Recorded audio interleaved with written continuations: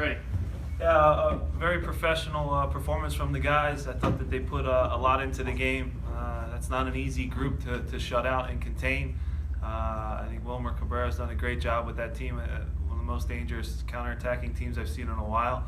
Our guys did a very good job of making it hard on Alex first and foremost. It's three very talented players in our league in a row that between Sasha, Costa, and now Alex, that we've done a good job of forcing them to play square and backwards.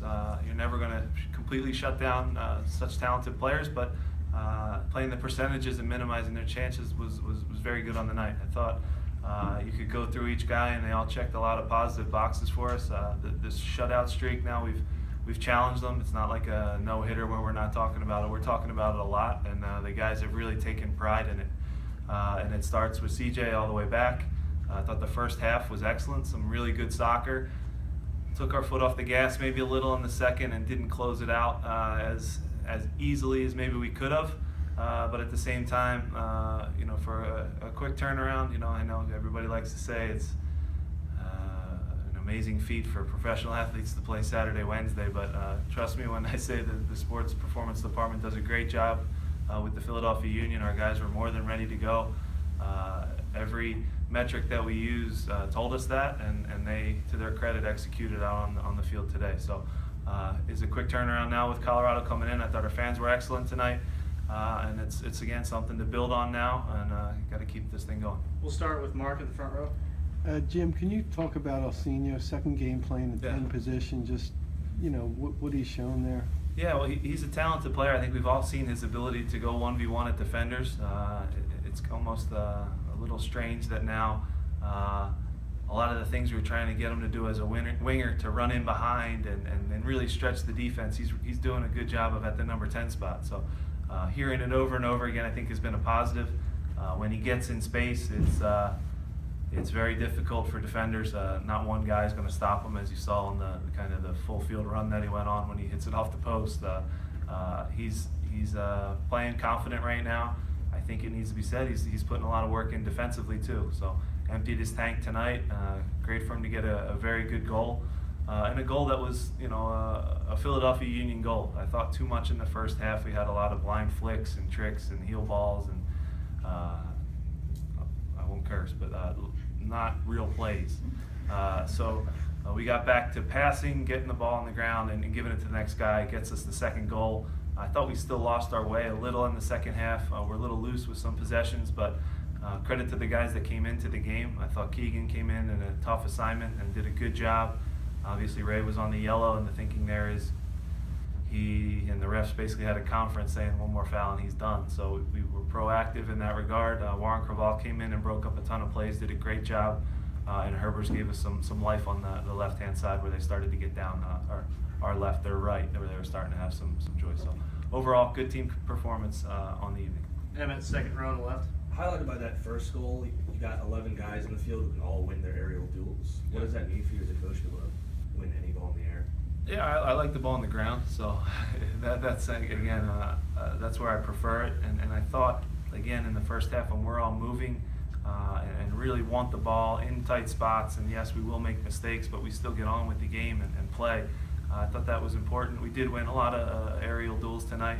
Our ability to run off and CJ, run off of CJ, run off of Pontius, guys that can jump, and obviously we talked a lot this week about getting balls to the back post against Houston because they're fairly tough to break down, obviously, and that ball that got clipped to the back was a really good ball, and Fafa attacked it well. So yeah, aerial duels come up a bunch, but we prefer to play with the ball on the ground and make the other team work. We go Ryan on the floor here on the right. Jim, you've known Chris Pontius for a while. Are you seeing a different dynamic to his game as a playmaker? Yeah, Chris has always just been a solid all-around soccer player. He has a knack in front of the goal, whether it's to get goals or assists. He has an engine that a lot of people label him this injury-prone guy, which is again a load of garbage, but because he's a guy that takes care of his body as good as any pro I've ever been around. So he's put together now a really long run of games for us. Had a slow start to the year statistically, but still was doing the work. Now you're starting to see balls bounce his way. He made some really good decisive final passes tonight. also did against DC. So he's confident right now, a guy you can lean on and trust, who's been through the battles. I keep thinking he's like 35 years old, but he's still under 30. He's still a young guy. So he's playing very well right now, and yeah, happy with how he's performing, and he's been a leader for us as well through the tough early stages of the season. We'll go Matt here on the floor. After the DC game, you mentioned that it wasn't that big of a workload because of how much you had possession. What's, as far as how much running the guys did, what's your early sense of how much work was put in tonight, and how does that affect getting ready for Colorado and any changes? Yeah, I mean, listen, again, we all watch now the EPL and the Bundesliga, and the buzzword is squad rotation, and I understand that. Well, those teams have $200 million budgets also, so it's a little different in that regard. Our guys are fit, and they're honest with me. They tell me when they can run. It's a product of the two-a-days, the hard work in the preseason. We have to work hard to set ourselves up to be able to get through these Wednesday games. I know, like I said in the midweek, and I said it with a smile, I'm not saying to be a condescending jerk, but if we would have went out tonight and I kept the lineup the same and we would have lost, it would have been there would have been criticism. The only thing that keeps it quiet is we win, and our guys did that tonight. They came out and did a good job. If I would have juggled things, it would have been, how could you change a team that won 4-0? You know? So again, you're not going to win in those regards, but your players that you trust, to go out on the field and execute, and they did it. So I'm really proud of them for that, and it will be a quick turnaround now going into Colorado. Team that's hungry, that you know their coach, you know Pablo, and he's going to have them ready to fight for every ball. So it's going to be another one. I did mention too that this is the tougher game, obviously, to turn around now. Wednesday and Saturday is tough, but I think our guys can handle it. We'll lean heavily on the sports performance department again. Guys will get some rest tonight. They'll get good food. They'll get hydrated again. They'll get massages. They get everything possible to get their bodies ready to go. And they're honest with me. So if one of them's not ready, he'll tell us, and the next man will be stepping up. We have a really good squad, guys itching to get on the field.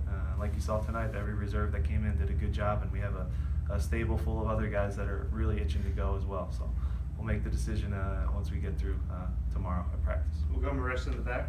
3 pretty convincing wins back to back to back. Given the start that you guys had to the season, do you guys feel like you're finally showing kind of everybody else what this team is really about? That's for everyone else to discuss. I still believe, Ernie still believed, the players in the locker room still believed we had a really good team, and we weren't that far off. So what you're seeing now, yeah, is the shutout streak a little abnormal and something that is maybe a bit of an outlier? Yes, but we knew we could score goals. We knew we had a group that was willing to fight, and you're seeing now with it come confidence, and they're not tired right now. Trust me, none of them are tired because they're happy as can be. They've scored a ton of goals now in a short amount of time. It's amazing what that can do. Some good results that go your way. We were still, and I'll still say it, we were playing good soccer early in the season as well. Some things didn't go our way, and wins became ties, and ties became losses, and that's hard. But I think our group is stronger because of it. I think we're together, and I'd like to say that the negative stuff is behind us now. We got it out of the way early in the season, so we want to get on a run now. We're not a finished product. We're not perfect, but at the same time, I think it's something that our fans can be proud of because those guys go out and fight for 90 minutes. We'll go Greg here on the floor. Coach, can you tell me about the relationship so far with Harris and Ali in the middle, how they're linking up, how they're communicating? Yeah, and again, everybody knows how good they are with the ball at their feet. They both can really pass. But now the relationship is kind of growing that where they know where the other guy's going to be defensively. They're really putting in a lot of dirty running that maybe doesn't show up at all and get rewarded on the stat sheet, but the amount of ground Ali covered tonight to get out and slide, the commitment from Harris to cover and be in front of the center backs, and vice versa. Now when Harris slides out, Ali's right there protecting the center backs. And we believe in pressure to the ball because the best defenders in the world can't defend when there's no pressure to the ball. And that would go to the last 4 minutes of the half would be an example, right? So once our front four, I thought, took their foot off the gas, and when we were up 2-0 for the last 4 minutes of the half, I went nuts at them at halftime because we can't defend if there's no pressure to the ball. There's so many talented players in this league that if we're sitting back, we'll get picked apart.